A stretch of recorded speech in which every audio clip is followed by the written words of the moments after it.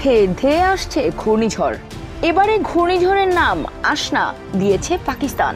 উত্তর পূর্ব আরব সাগরে সৃষ্ট গভীর নিম্নচাপটি পশ্চিম দিকে অগ্রসরের সঙ্গে সঙ্গে ঘনীভূত হয়ে ঘূর্ণিঝড়ে পরিণত হয়েছে। 30 আগস্ট দুপুরের দিকে এটি কেন্দ্রীভূত হয়েছে। আবহাওয়া অধিদপ্তরের আবহাওয়াবিদ মোহাম্মদ মনোয়ার হোসেন 30 আগস্ট রাতে গণমাধ্যমকে বলেন, ভারতের গুজরাটে একটি ঘূর্ণিঝড় তৈরি হয়েছে। এটি উত্তর পশ্চিম দিকে গিয়ে মৌসুমী বায়ুর অক্ষের সঙ্গে কিছুটা মিলিত হতে পারে। এছাড়া পশ্চিম মধ্য বঙ্গোপসাগর ও সংলগ্ন উত্তর পশ্চিম বঙ্গোপসাগর এলাকায় সুস্পষ্ট লঘুচাপ অবস্থান করছে।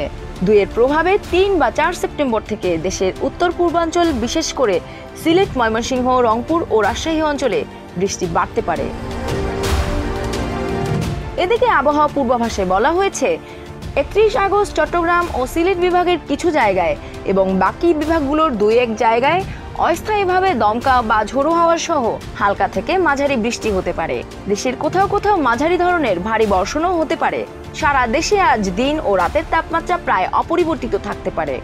আগামী 3-4 সেপ্টেম্বর পর্যন্ত বৃষ্টি কম বেশি একই রকম থাকতে পারে বলে জানিয়েছে আবহাওয়া অফিস।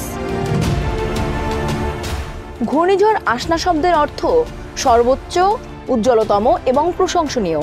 এর আগে 1944, 1964 এবং 1976 সালের আগস্ট মাসে আরব সাগরে পৌঁছানোর আগে ভূমিভাগেই গভীর নিম্নচাপ ঘনীভূত হয়েছিল।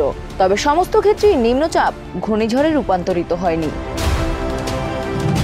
ডেস্ক রিপোর্ট, দেশ রূপান্তর।